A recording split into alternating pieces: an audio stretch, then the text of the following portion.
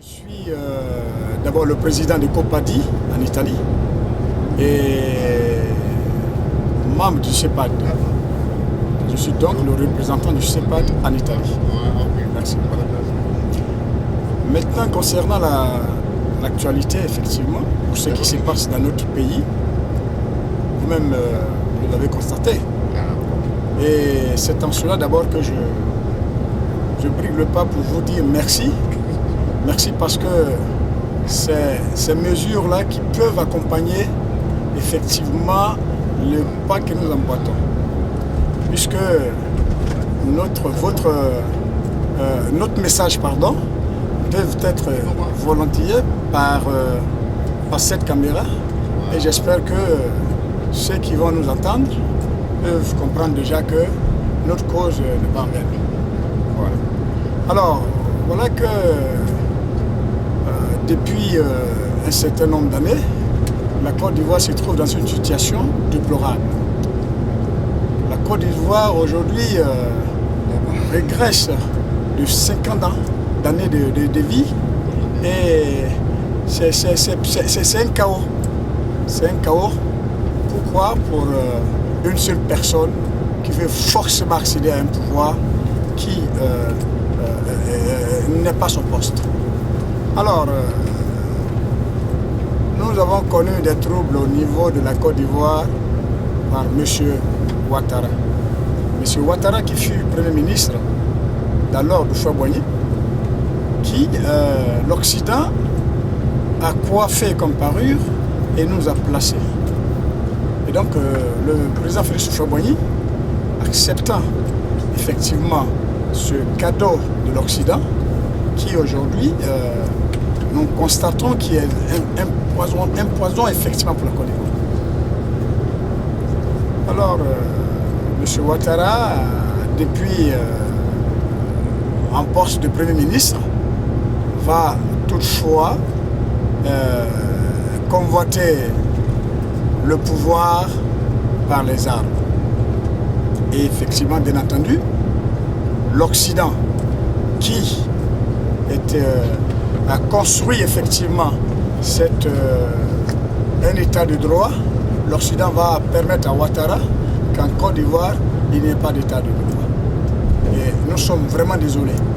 Nous sommes désolés que, surtout la France, qui est une grande puissance, puisse quand même épauler ce monsieur qui a endeuillé jusqu'à aujourd'hui la Côte d'Ivoire.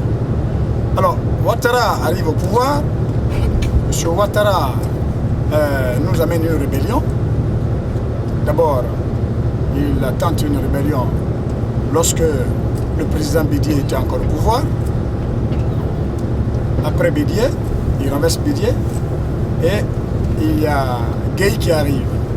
Après Gueye, c'est le président Laurent Gbagbo qui, à son temps, le peuple a choisi de pouvoir diriger effectivement les affaires du pays.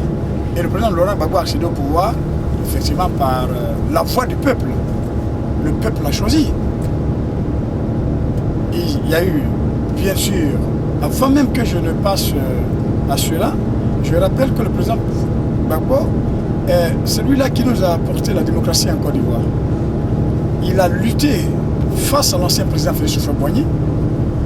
Le président Félix Houphouët-Boigny nous a fait des aveux. Il a toujours refusé cela. Et lorsque son tour est arrivé, ce monsieur, effectivement, le peuple de la Côte d'Ivoire l'a choisi comme le président de la Côte d'Ivoire. Et par la suite, M. Ouattara encore, qui voudrait, coûte que coûte, saisir le fauteuil de l'État, a effectivement envoyé quand même une rébellion pour pouvoir quand même le combattre. Et nous avons tous vu comment est-ce que ça s'est déroulé. Le pays est divisé en deux. L'Occident, une partie, qui, se disant la communauté internationale, avec une armée en plus, qui est l'ancienne puissance colonie française, qui divise le pays, qui se met dans une zone tampon et qui permet la rébellion dans M. Alassane Ouattara d'agir. Et donc, voilà, notre richesse sera pillée, notre pays sera détruit, il y a des gens qui vont mourir, et tout ça, personne ne lève les doigts. Et nous sommes partis de cette date-là jusqu'à aujourd'hui où nous constatons le paroxysme de génocide. Ouais. Bon, cela c'est encore d'autres paramètres que je pourrais bien indiquer. Pourquoi? Parce que Ouattara déjà au pouvoir, l'Occident installe Ouattara dans le fauteuil présidentiel avec toutes les promesses qu'il a vouées, disant que tiens, tout ce qui s'est passé, il va vouloir effectivement prendre des mesures pour que l'armée qu'il a baptisée effectivement les forces nouvelles doivent quand même, avec l'appui de l'ONUCI, sécuriser le pays. Et on entend quelques temps après, sous les yeux et sous la barbe de l'ONUCI, les forces nouvelles, que Ouattara a pris un décret, massacre tout un peuple dans une zone. Aujourd'hui, les Oué n'ont pas de village. Les gens vivent en brouche. Et il y a les Burkinabés qui vivent dans le village des Guérés. Est-ce que cela est possible? Est-ce que cela est possible? Et donc, voilà donc le génocide du côté des Guérés dans le sud-ouest. Alors, en dehors du génocide, ouais, qui fait couler beaucoup d'encre, on savait que c'est un génocide programmé, mis dans l'exécution. Nous savons aussi qu'il y a une colonisation qui se fait avec l'entrée de 22 cars du Burkina Faso, quand on le dit, qui entre régulièrement dans cette partie de l'Ouest, qui cherche à coloniser cette partie de l'Ouest jusqu'au port de San Pedro. En dehors de cette zone qui est en train d'être infectée, nous avons aussi de nombreuses agressions dans la ville d'Abidjan, aux alentours, beaucoup d'exactions commises. Et ces actions sont commises par les forces qui sont censées nous protéger. Quel commentaire vous faites à propos? Mais voilà, je pouvais quand même vous ramener la balle. Vous êtes, c'est vous, c'est les journalistes qui, d'emblée, dans leur ensemble, effectivement, la presse internationale, nous fait croire que, effectivement, Ouattara est installé sur son fauteuil, il n'y a rien qui se passe, il n'y a pas d'exaction et tout cela. Et si vous le rappelez, effectivement, c'est que vous-même, vous l'avez constaté. C'est vrai. En fait, au niveau de l'Ouest encore, c'est les Burkinabés qui aujourd'hui occupent les postes des autochtones qui ont laissé, qui ont légué quand même, qui ont voulu que ces messieurs-là vivent avec eux en toute une symbiose et toute une vie. Aujourd'hui, il s'est avéré que les Burkinabés aujourd'hui, sous la force des militaires de Ouattara, M. Ouattara, ceux-là arrivent, tuent, violent et même récupèrent les biens de nos frères guéris. Et au niveau d'Abidjan, effectivement, c'est vrai. Là encore, on nous dit que l'ONUCI, qui est censée être une force qui, effectivement, impartiale, qui pouvait quand même nous garantir encore la sécurité, n'est pas le cas. Abidjan, que nous connaissons tous, aujourd'hui, vous ne pouvez pas sortir du plateau, sinon de Yopougon jusqu'à Djamé, ça n'existe plus. Alors que on nous a dit qu'il y a une sécurisation dans tout Abidjan. Vous-même, vous l'avez observé, vous l'avez dit, qu'en fait, il y a encore des agressions. S'il y a des agressions, ça veut dire qu'effectivement, au niveau de la sécurité, rien n'est fait.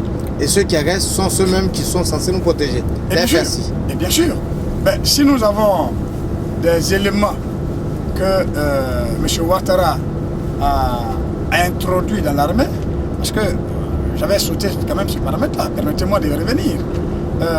Ouattara, après qu'on ait conquéri le pouvoir, Ouattara a pris un engagement avec un groupe de personnes qui devaient effectivement introduire au niveau de l'armée. Et je crois qu'il y a un bon nombre de personnes qui ne pouvaient pas quand même y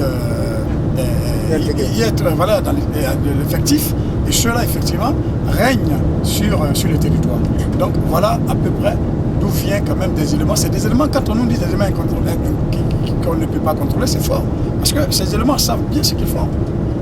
Et je vous dis encore que ces exactions, jusque-là, ne sont pas prises en compte. Il n'y a pas de justice. On fait ce qu'on veut, on tue les gens, on viole les gens, et puis il n'y a pas de justice. Voilà. Alors, je terminerai mon entretien avec vous par le fameux mot de la réconciliation. qu'est-ce que vous en pensez? Bon, La réconciliation apparente, la réconciliation sincère, qu'est-ce que vous en pensez? Bon, moi je le dis tantôt que ben tiens, c'est vrai que les gars en ont gros sur le cœur, mais il faut comprendre que nous sommes aussi appelés à vivre ensemble. Nous sommes appelés à vivre ensemble, et si nous devons vivre ensemble, ça veut dire que nous devons faire la paix. Mais il faut que cette paix-là soit sincère.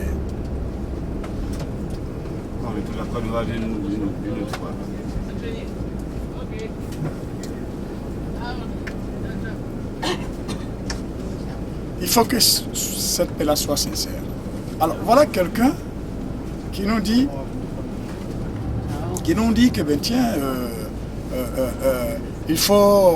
nous sommes tous obligés à vivre ensemble. Et donc il faut une réconciliation. Mais M. Ouattara a oublié que ça fait déjà 1 an que cette commission, que lui-même il a pris un décret, est encore sur place et n'a pas encore produit des effets. Ça veut dire qu'il y a quelque chose qui ne va pas. Alors, pour qu'on soit d'accord sur la réconciliation, il n'y a pas de préalable, d'accord, mais qui respecte quand même ce qu'il dit. Au même moment qu'il prône pour la réconciliation, au même moment il va au Togo, il va dans les pays limitrophes, voilà, et il perche encore ces gens-là qui sont en exil, qui sont cachés par le peur d'être effectivement tués, exécutés sommairement, et il va jusque-là, prend ces messieurs et les ramène, et il nous dit de faire la paix.